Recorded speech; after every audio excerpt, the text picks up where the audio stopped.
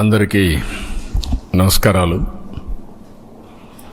ఇప్పుడే కేశవ్ గారు వాస్తవాలన్నీ కూడా డాక్యుమెంటరీ ఎవిడెన్స్ సహా వారు ఎక్స్ప్లెయిన్ చేశారు. అదే మరి మాధవ్ గారు డిప్యూటీ సీఎం గారు మాట్లాడబడి చాలా స్పష్టంగా డీటెయిల్స్ అని చెప్పారు. ఇది ప్రజల మనోభావాలకు సంబంధించిన విషయం. ఈరోజు ఒకసారి ఆలోచిస్తే నాకు వెంకటేశ్వర స్వామితో ఒక విధంగా మా ఇంటి కులదైవం. అంతేకాకుండా నేను చిన్నప్పటి నుంచి మా ఊరి నుంచి లేకపోతే మా ఇంటి దగ్గర నుంచి వెంకటేశ్వర స్వామి నామాలు మంగాపురం ద్వారా కనపడుస్తూ ఉంటాయి. అది చూసినప్పుడంతా ఆ భక్తిభావం కానీ ఆయన యొక్క ప్రభావం రీఇన్ఫోర్స్ అవుతూ వచ్చేది. మేము చిన్నప్పుడు బ్రహ్మోత్సవాల సందర్భంలో శనివారం వస్తే ఒక్క పొద్దులుండి మొక్కులు చెల్లించుకున్న తర్వాతనే భోంచేసి సాంప్రదాయ ప్రకారం పెరిగాం. ప్రతి సంవత్సరం పరీక్షలు రాసిన తర్వాత దేవుని దగ్గరికి నడిచిపోయి అక్కడి నుంచి మళ్ళీ నడిచి తిరుపతికి వచ్చేవాళ్ళం. ఈ దారిలో పోయి ఆ దారిలో వచ్చేవాళ్ళం. అలాంటిది ఇటీవల కాలంలో కొన్ని అపచారాలు జరిగే పరిస్థితి వచ్చింది. నేను ముఖ్యమంత్రిగా ఎప్పుడు ఏది కూడా వైలేట్ చేయకుండా ఒక పద్ధతి ప్రకారం వెళ్తూ వచ్చాను. 2003లో నా మీద హత్యా ప్రయత్నం జరిగింది. అది సాక్షాత్తు అలిపిరిలో. ఆ రోజు నేను ఒక పవిత్రమైన కార్యక్రమానికి శ్రీకారం చుట్టాను. అది ప్రాణదానం, కార్పస్ అభివృద్ధి చేయడానికి సిమ్స్లో ప్రారంభించి ఆ రోజే ఆనాటి చైర్మన్ టీటీడీ ఆదికేశులు గారు ₹1 కోటి ఫస్ట్ విరాళం ఇస్తే దాన్ని అక్నాలెడ్జ్ చేసి అనౌన్స్ చేసి కొండపై పోయేటప్పుడు దగ్గర 23-24 క్లేమోర్ మైన్స్ నా మీద ప్రయోగించడం, కొన్ని క్లేమోర్ మైన్స్ వచ్చి నా కారు కొట్టడం. ఆ రోజు కూడా ఒక పవిత్రమైన రోజు అది. ఎందుకంటే బ్రహ్మోత్సవ సందర్భంగా ప్రభుత్వ లాంఛనాలు దేవునికి ఇచ్చే సందర్భం. అక్కడి నుంచి మామూలుగా అయితే బతికే సమస్య లేదు. అది నాకు పునర్జన్మ. సాక్షాత్ వెంకటేశ్వర స్వామి దిగొచ్చి నన్ను కాపాడాడు తప్ప లేకపోతే ఏ విధంగా కూడా బ్రతికే సమస్య లేదు. అలాంటివి చూసినప్పుడు దేవుడిని నమ్మకుండా ఉండలేము. ఒకప్పుడు ఇదే అసెంబ్లీలో 2 కొండలు 7 కొండలు కాదంటే మేము అనునిత్యం 7 కొండలవాడ వెంకటరమణ గోవిందా గోవిందా అంటూ నడుచుకుంటూ వెళ్ళేవాళ్ళం. ఆ విషయం జ్ఞాపకం చేశాను. ఇది భక్తుల మనోభావాలు. భక్తుల మనోభావాలతో ఆడుకోవద్దండి అని చాలా స్పష్టంగా చెప్పాం. గడిచిన 5 సంవత్సరాలు వీళ్ళ ప్రవర్తన పరాకాష్ఠకెళ్ళింది. వీళ్ళ అధికారం ఉన్నప్పుడు రాముడి తల తీసేస్తే నేను అక్కడికి పోయి అడగడానికి, వాస్తవాలు చూడడానికి పోతే తిరిగి నా మీద కేసు పెట్టారు. అంతర్వేదిలో రథం తగలబడిపోతే అడిగితే కంతిరీగలు కాల్చాయి, అంతేగాని ఎవరికి సంబంధం లేదని. ఆంజనేయుడి తోక కట్ చేసి పగలు కొడితే అడిగితే ఆ రోజున్న పాలకుల యొక్క గర్వం చూస్తే బొమ్మే కదా, ఏమైపోతుంది, మళ్ళీ ఇంకో బొమ్మ పెట్టుకోండి అని మాట్లాడారు. అదే మరి ఇవన్నీ జరుగుతూ ఉంటే చర్యలు తీసుకోకుండా తిరిగి మా పార్టీలపైనే బ్లేమ్ చేయడం మొదలుపెట్టారు. మేమే చేసి మేమే ఎన్ని బయట పెడుతున్న పరిస్థితికి వచ్చారు. తిరుమల ఈరోజు ఏదైతే చెప్పారో ఈరోజు వచ్చింది కాదు. 2022లో వీళ్ళు పంపించిన రిపోర్ట్ ప్రకారం TFTRI చాలా స్పష్టంగా కల్తీ జరుగుతుందని చెప్పారు. డెలిబరేట్గా తొక్కిపెట్టారు, యథేచ్ఛగా కొనసాగించారు. నేను ముఖ్యమంత్రి కాకమునుపు నేను చాలాసార్లు ప్రయత్నం చేశాం, పోరాడాం. కడాను నేను ముఖ్యమంత్రి అవుతానే నేను నిర్ణయాలు తీసుకున్న దాంట్లో ప్రధానమైన నిర్ణయం, ముఖ్యమంత్రిగా ఫంక్షన్ చేయాలంటే ఒక ప్రిన్సిపల్ సెక్రటరీ ఉండాలి. ఫస్ట్ ప్రిన్సిపల్ సెక్రటరీని పోస్ట్ చేశాను. రెండోది, మానవ సేవ చేయకమునుపు మాధవ సేవ కోసరం, దేవుని సేవ కోసరం నేను ఎన్నికల్లో ఏదైతే చెప్పానో ప్రక్షాళన చేస్తానని దానికోసం టీటీడీ ఈఓని శ్యామలరావుని సెలెక్ట్ చేసి సంతకం పెట్టాను. ఈ రెండు చేసిన తర్వాతనే రెగ్యులర్ కార్యక్రమాలకు నేను వెళ్ళాను. అదే సమయంలో వెళ్ళిన తర్వాత అక్కడ జరిగే పరిస్థితులు చూసి ఇక్కడ పొరపాట్లు ఉన్నాయి కాబట్టి మనం టెస్ట్ చేయాలనే ఉద్దేశంతో అక్కడ శాంపుల్ తీసి ఎన్డీడీబీ పంపించారు. ఎన్డీడీబీలో చాలా స్పష్టంగా చెప్పారు. ఆ విషయమే నేను చెప్పాను. ఈరోజు సిట్ వచ్చింది. అసలు సిట్లో మీరు చూస్తే మొత్తం కెమికల్స్తో, పామాయిల్తో నెయ్యి తయారు చేసే పరిస్థితికి వచ్చారు. ఇప్పుడే కేశవ్ గారు చెప్పినట్టు దాంట్లో మళ్ళీ ఆ కెమికల్స్ కూడా కొన్ని ఆయిల్తో తయారు చేస్తారు, కొంతమంది యానిమల్ ఫ్యాట్తో కూడా తయారు చేస్తారనే పరిస్థితికి వచ్చారు.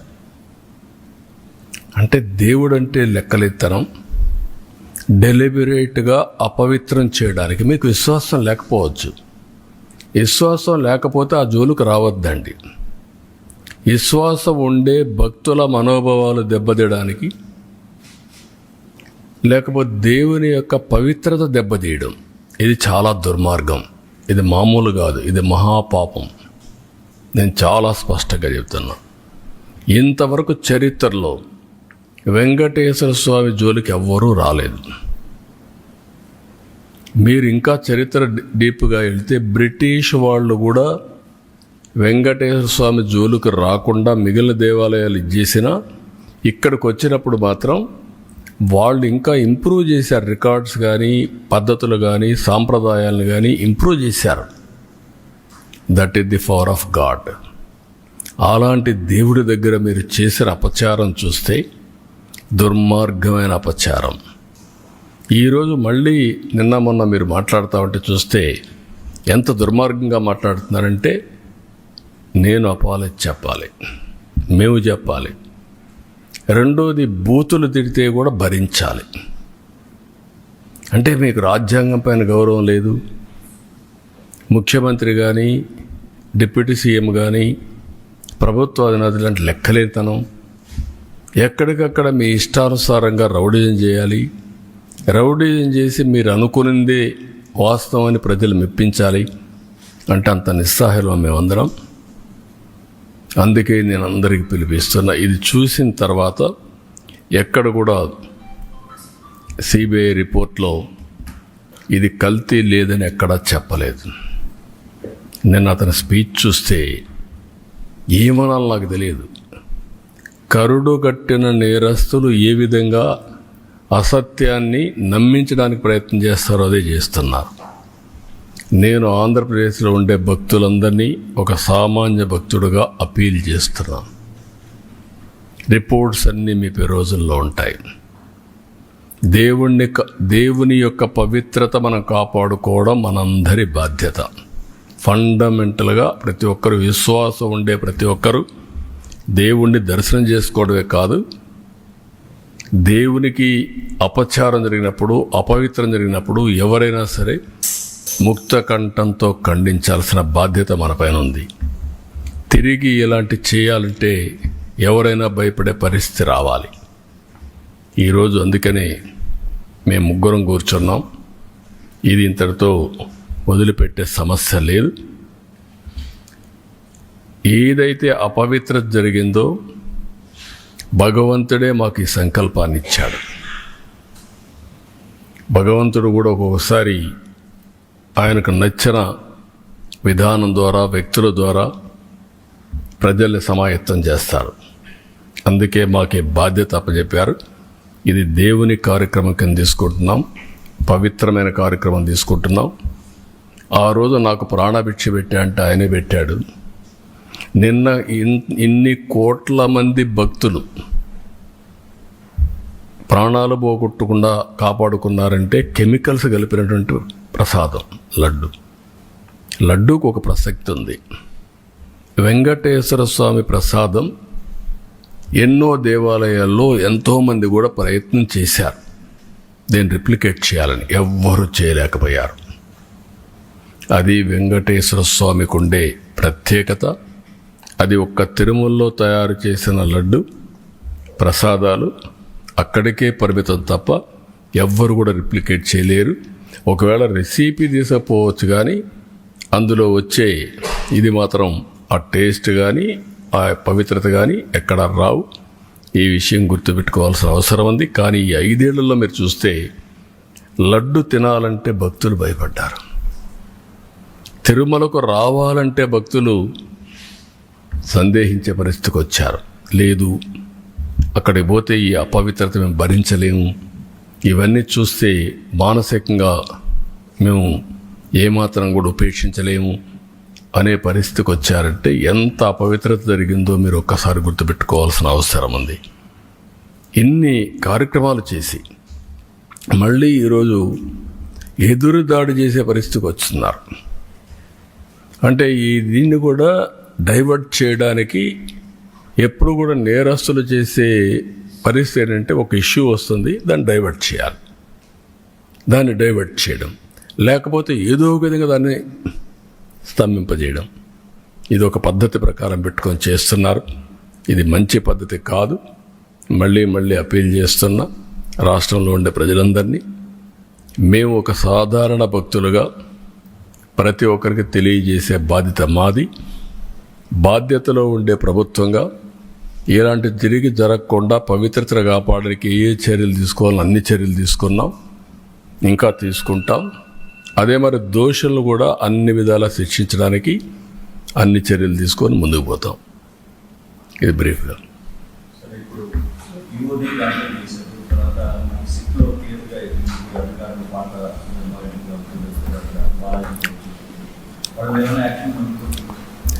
యాజ్ ఆన్ టుడే మాకు ఏదైతే ఛార్జ్ షీట్ వేసారో ఛార్జ్ షీట్ ఇంకా నెంబర్ కావాలి, అది రావాలి. అదే మరిగా మాకు యాక్షన్ తీసుకోమని ఒక రిపోర్ట్ పంపించారు సిబిఐ. వీళ్ళందరిపైన అడ్మినిస్ట్రేటివ్ యాక్షన్స్ తీసుకోమని పంపించారు. అందుకే 1 మ్యాన్ కమిటీ ఒకటేసి మొత్తం అనలైజ్ చేసి ఎక్కడెక్కడ ల్యాబ్సెస్ ఉన్నాయి ఆ ల్యాబ్సెస్ అన్ని అధ్యయనం చేసి యాక్షన్ స్టార్ట్ చేస్తాం. అవసరమైతే కోర్టులో కూడా ఇంకా ఏదైనా అడిషనల్ ఇన్ఫర్మేషన్ ఉంటే సబ్మిట్ చేస్తాం.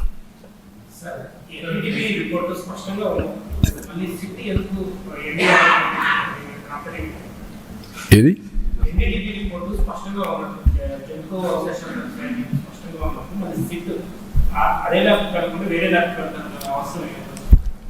ఏది ఏమైనా ఆ ల్యాబ్కు పోయినా ఏ ల్యాబ్కు పోయినా ఒక్కొక్కసారి ఒక్కొక్కరికి ఆ lab report as on today ఇచ్చిన రిపోర్ట్లో కూడా మీరు చూస్తే ఏమన్నారు, మేము పూర్తిగా రూల్ అవుట్ చేయడం లేదు, కానీ మాకు ఆ టెక్నాలజీ లేదు, ఇది కమర్షియల్ కాదు, మేము ఇంటర్నల్ హౌస్లో డెవలప్ చేసుకుని దాని ప్రకారం రిపోర్ట్ ఇస్తున్నాం చాలా స్పష్టంగా చెప్పారు. థర్డ్ పార్టీ రెఫరెన్స్ కూడా చేయమని కూడా చెప్పారు. అప్పుడు చెప్పినప్పుడు where is the question? First report confirm చేశారు, ఏ రిపోర్ట్లో చూస్తే చేశారు. నేను ఒకటి అడుగుతున్నా, అసత్యాలు అబద్ధాలు చెప్పే వ్యక్తుల్ని 2022లో రిపోర్ట్ వచ్చిందా లేదా? ఎందుకు తొక్కి పెట్టారని అడుగుతున్నా. ఆ రోజు మీరు కానీ యాక్షన్ తీసుకొని ఉంటే తెలుసో తెలియకో తప్పు జరిగిందని సమర్థించుకునే అవకాశం ఉంది. కానీ మీరు డెలిబరేట్గా చేశారు కాబట్టి, డెలిబరేట్గా చేయాలనుకున్నారు కాబట్టి అది తొక్కపెట్టి మీరు ముందుకెళ్ళారు. అందులో కూడా మళ్ళీ ఆనాటి చైర్మన్ పిఏకి డబ్బులు ఇచ్చారు, 4,68,00,000 ఇచ్చారు. అంటే ఏమనుకుంటున్నారు మీరు? బుకాయిస్తే ఇదైపోతుందని. ఇంకా రేపు రాబోయే రోజుల్లో ఆ రిపోర్ట్లని చదివితే ఇంకా చాలా విషయాలు వస్తాయి. టీటీడీ బోర్డు చైర్మన్కి తెలిసే జరిగింది. మెంబర్లంతా కూడా ఎవరంటే వాళ్ళు పోయి కూర్చొని వీళ్ళ మనుషులకు పెట్టుకొని పర్చేస్ కమిటీలో నిర్ణయాలు చేస్తారు, వాళ్ళే ఈరోజు ఎదురుదాడి చేస్తారు. ఇది మంచి పద్ధతి కాదు. అంటే మీరు దౌర్జన్యం చేస్తేనో లేకుంటే రౌడీజం చేస్తేనో ఇక్కడ మీ ఆటలు సాగుతాయనుకుంటే ఆ రోజులు అయిపోయినాయి. మీరే చూశారు ఈరోజు రాష్ట్రంలో. ఆ రోజు ముఖ్యమంత్రిగా నేనే ఉన్నాను. వివేకానంద రెడ్డి మర్డర్ చేసిన నెక్స్ట్ డే కత్తి నా చేతిలో పెట్టారు. ఇప్పుడు అదే చేయాలనుకుంటున్నారు. మంచి పద్ధతి కాదు. అది కూడా మీరు పెట్టుకుని దేవునితో పెట్టుకున్నారు. నాతోనే కాదు, దేవునితో పెట్టుకోవడం మంచిది కాదు. ఇది ప్రతి ఒక్కరు కూడా మక్కాకు పోవాలని ముస్లిమ్స్ అనుకుంటారు, దారుసలాముకు పోవాలని, జెరూసలాముకు పోవాలని క్రిస్టియన్స్ అనుకుంటారు. అదే సమయంలో తిరుపతికి వచ్చి దర్శనం చేసుకోవాలని హిందువులు కోరుకుంటారు. ఒక్కసారి కాదు, ఎన్నిసార్లు వీలైతే అన్నిసార్లు వస్తే అంత మోక్షం వస్తుందని, అదే మరి వాళ్ళ జీవితానికి విముక్తి వస్తుందని కోరుకుంటారు. అలాంటి పవిత్రమైన వెంకటేశ్వర స్వామితో పెట్టుకోవడం మంచిది కాదు. నేను ఎప్పుడూ నమ్ముతాను, కలియుగ దేవుడు వెంకటేశ్వర స్వామి,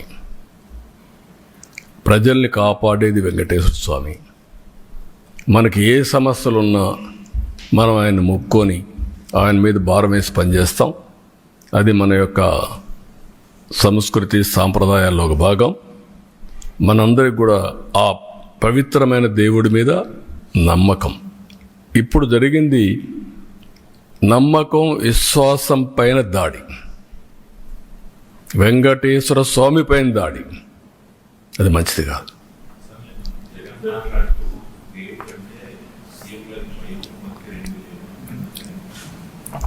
ఆయనకు వెంకటేశ్వర స్వామి మీద భక్తి ఉంటే మొన్న తిరుపతికి వచ్చాడు కదా, నేనేం చెప్పాను?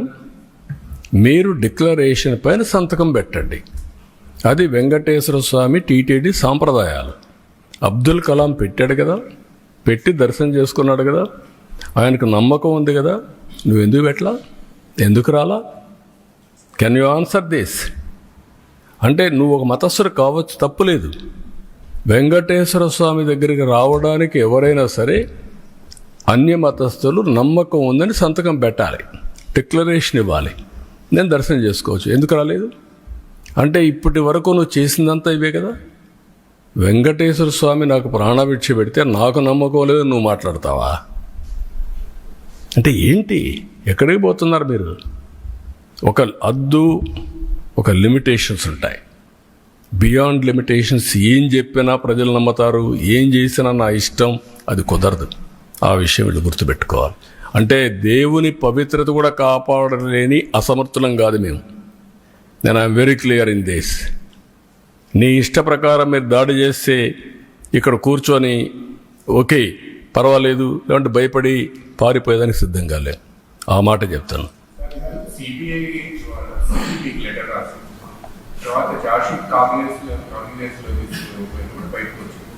అందులో ఎక్కడా కూడా సూత్రధారులు ఎవరు అనేది చిన్న పనులతోనే ఇదంతా సాధ్యమవుతా. బోర్డు మీటింగ్లో 2020 ఫిబ్రవరి 29వ తేదీన బోర్డు మీటింగ్లో తమ్ముడు కేశవ్ గారు చెప్పినట్టు టెండర్ మొత్తం మార్చేశారు రూల్స్ అని. ఎలా సాధ్యమవుతుందంటే బోర్డు మీటింగ్లో మాత్రం ఒక్కొక్కసారి ఇన్వెస్టిగేషన్ ఏజెన్సీలో కొన్ని వస్తాయి. ఇక్కడ సిబిసిఐడి కానీ సిబిఐ కానీ ఇవన్నీ ఉంటాయి. అదే సమయంలో పార్టీలు are free to file in the courts. కాబట్టి అవన్నీ చేసి దోషుల్ని కాపాడడం, దోషుల్ని పనిష్ చేయడం బాధ్యతగా తీసుకుంటాం.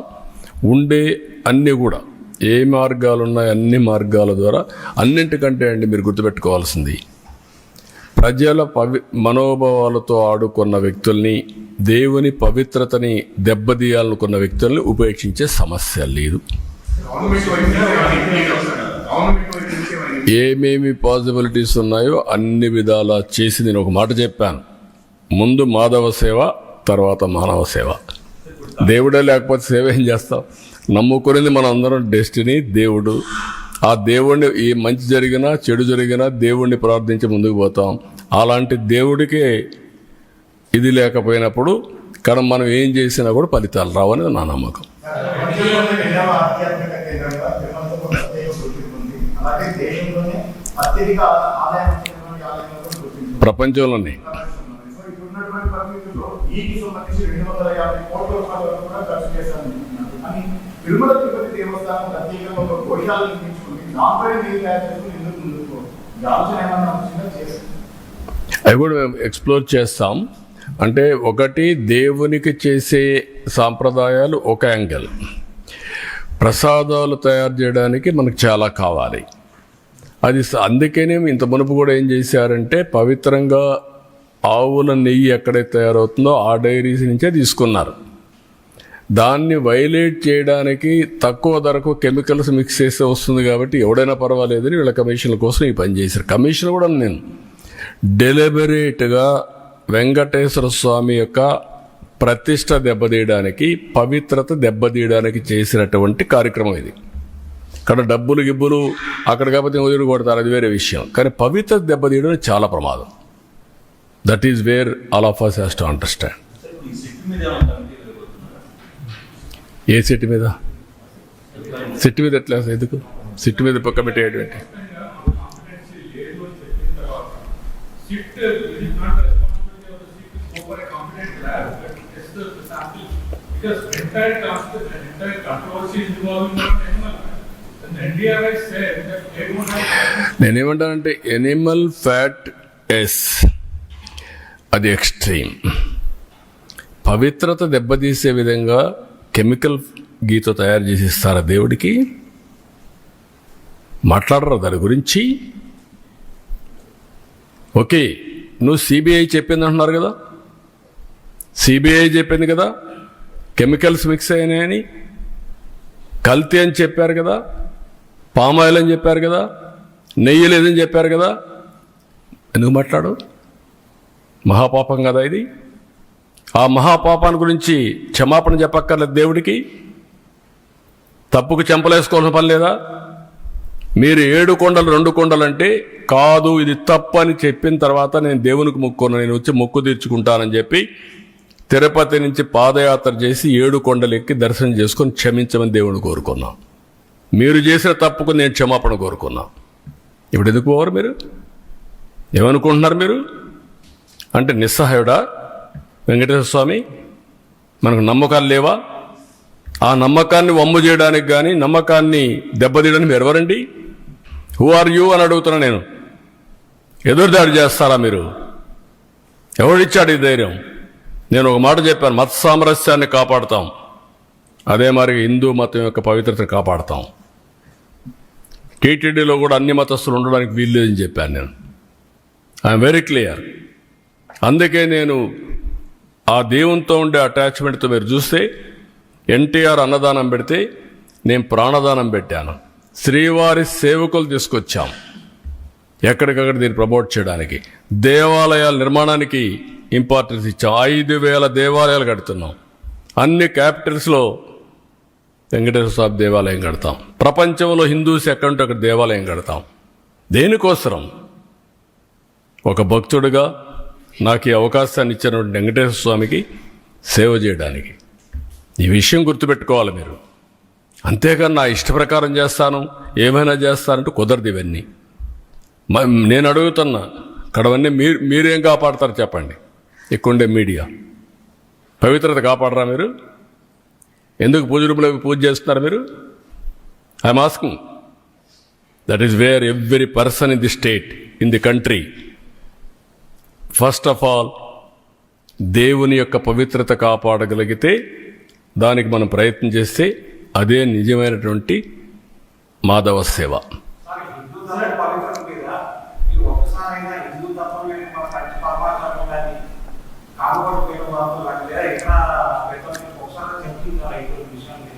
ఈ విషయం మీద అందుకే దానికి కూడా ఏం చేయాలి చేస్తాం. డెఫినెట్గా అందరినీ బ్రీఫ్ చేస్తాం. నేను చాలాసార్లు మాట్లాడుతూనే ఉన్నా. మొన్న కూడా కలిశాను, తిరుపతి కూడా కలిసి వచ్చా. కంచి కామకోటిని కలుస్తున్నాం, శృంగేరిని కలుస్తున్నాం, ఈవెన్ ఇంకొక ఈయన వస్తే ఆల్ స్పిరిచువల్ లీడర్స్ని కలుస్తున్నాం, ఆల్ రిలీజియస్ లీడర్స్ కూడా కలుస్తున్నాం. నిన్న కూడా భగవత్ కూడా ఒక గంట కూర్చొని 1 గంట 2 గంటలు కూర్చొని మాట్లాడారు. వారు చేసే సేవాభావాన్ని గుర్తించి ఏ విధంగా ముందుకు పోవడం కోసం దేశం యొక్క నేషన్ క్యారెక్టర్ ఇది ఇంపార్టెంట్. నేను అందుకే మీ మీటింగ్లో నేను చూస్తూ ఉంటారు. ఎక్కడి నుంచి వచ్చిందంటే హిందూ కుటుంబ విలువలు ఎక్కడి నుంచి వచ్చింది? లెగసీనే కదా. ఆ లెగసీ ఎక్కడి నుంచి వచ్చింది? హిందూ ధర్మం నుంచి కదా మనకందరికీ వచ్చేది. చిన్నప్పటి నుంచి ఏం చేయాలని మన కుటుంబంలో పెద్దలు చెప్పిన సాంప్రదాయాల ప్రకారమే కదా. మీరు వేరే మతాల్లో ఉన్నారు, వాళ్ళ గౌరవాలు వాళ్ళకు ఉన్నాయి.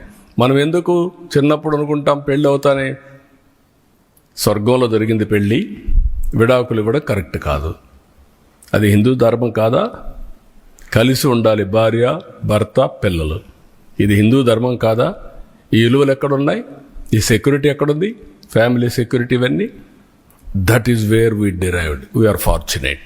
నేను ఇక్కడ చెప్పడం కాదు, ఇంటర్నేషనల్ ప్లాట్ఫామ్స్ చెప్తున్నా ఇది. కాబట్టి ఇవన్నీ మనం గుర్తుపెట్టుకోవాల్సిన అవసరం ఉంది. దీన్ని మనం కాపాడుకుంటూ ముందుకు పోవాలి.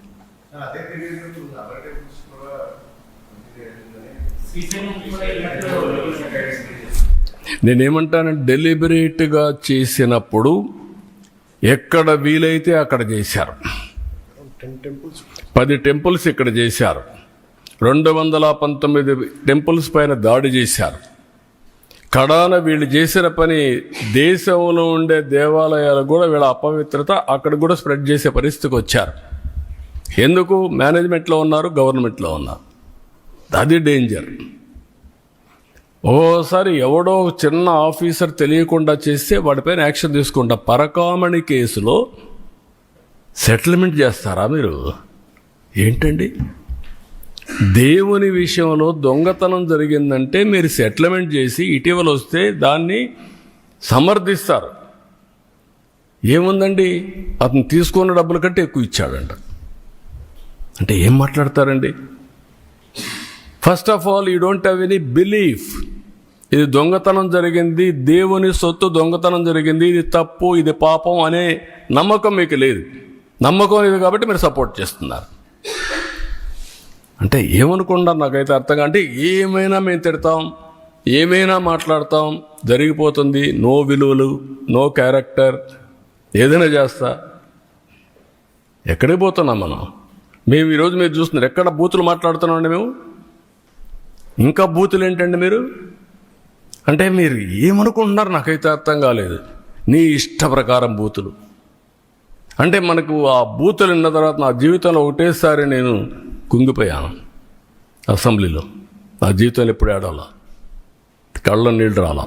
ఫస్ట్ టైం నా లైఫ్లో. నా ప్రాణం మీద కూడా నా మీద 23 క్లేమోర్ మైన్స్ బ్లాస్ట్ చేసినప్పుడు మీరు చూడండి నా ఫోటో. భయపడలా. అలాంటి మైండ్ గేమ్ ఆడతారా? క్యారెక్టర్ అసాసినేషన్ చేస్తారా మీరు? ఏమనుకుంటున్నారు? ఇవన్నీ ఉన్నాయి. ఇవన్నీ తర్వాత మాట్లాడతాను. ఇప్పుడు దేవుని విషయం మాట్లాడదాం. ఇక్కడ అన్ని విషయాలు ఏం చేయాలి, హ్యాండిల్ చేయాలి.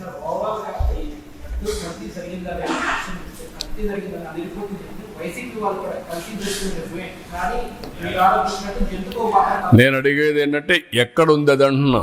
లేదని ఎక్కడుంది చెప్పు. ఆ మాస్క్ స్ట్రైట్ క్వశ్చన్, ఎక్కడుంది? నీకు రహస్యం ఏమన్నా చెప్పారా? రాత్రి కల వచ్చిందా నీకు? నువ్వు నమ్ముకున్న దేవుడు చెప్పాడా? What are you talking? కాబట్టి మర్యాదగా చెప్తే వినాలి. అంతేగాని నేను నా ఇష్ట ప్రకారం ఆర్గ్యూ చేస్తాను అడ్డదుడ్డంగా అంటే కుదరదు. అవన్నీ all documents I'm placing before public. రేపు చార్జ్ షీట్ వస్తాను, అవి కూడా పెడతా. Every person in the state has to discuss about it, condemn, not only condemn. ఇలాంటి వాళ్ళు మాత్రం క్షమించరాని నేరం, మహాపాపం వీళ్ళు చేశారు. ఆ మహాపాపం చేసిన వ్యక్తుల్ని పనిష్ చేసే బాధ్యత అందరిపైన ఉంది. అదే మాధవ సేవ, మనందరి బాధ్యత.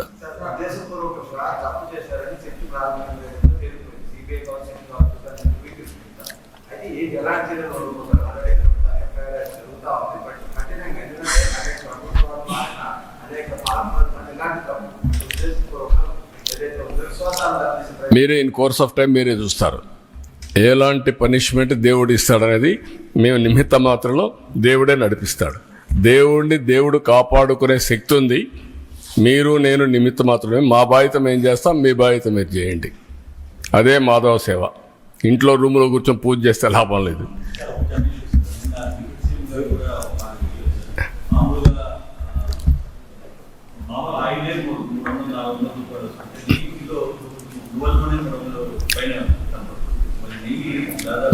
మీరు గుర్తుపెట్టుకోవాల్సిన ఇంటెన్షన్ ఏంటి?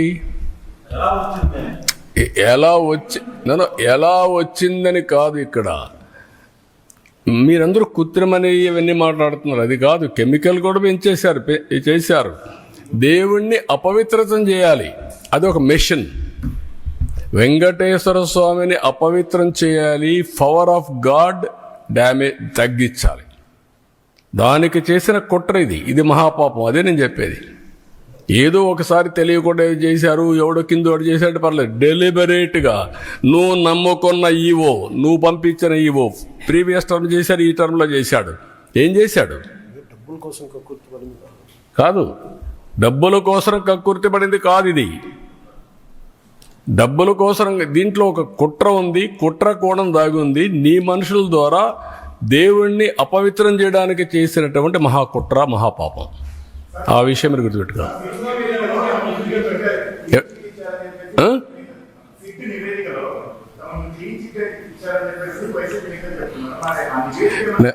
కాదు బ్రదర్, నేనేంటంటే ఇప్పుడు వాళ్ళు ఇచ్చిన రిపోర్ట్ మీకు ఇచ్చాను.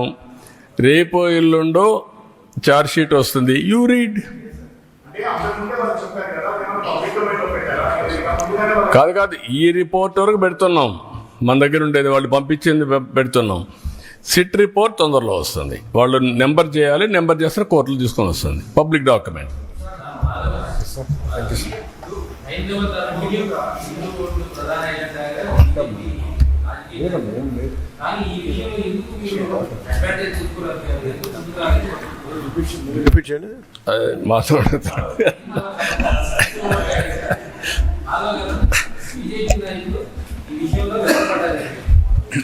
వెనకబట్ట ఏం లేదు.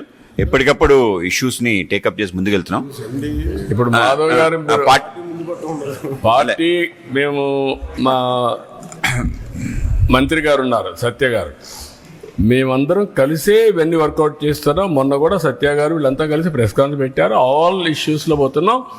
ఇప్పుడిప్పుడు ఈ రిపోర్ట్ వచ్చింది, మొన్నే వచ్చింది కాబట్టి మేము పార్టీలు కూర్చొని మాట్లాడుకున్నాం.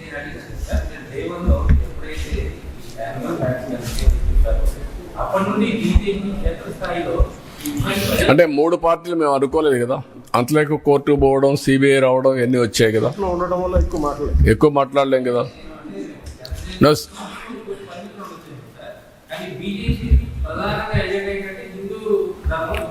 లేదు, మా ఎజెండా మీకు అర్థం కాలేదు. అందరూ భారతీయులందరూ సమానం. ఆ విధంగా ఆ యొక్క ఆలోచనతో ముందుకెళ్తున్నాం.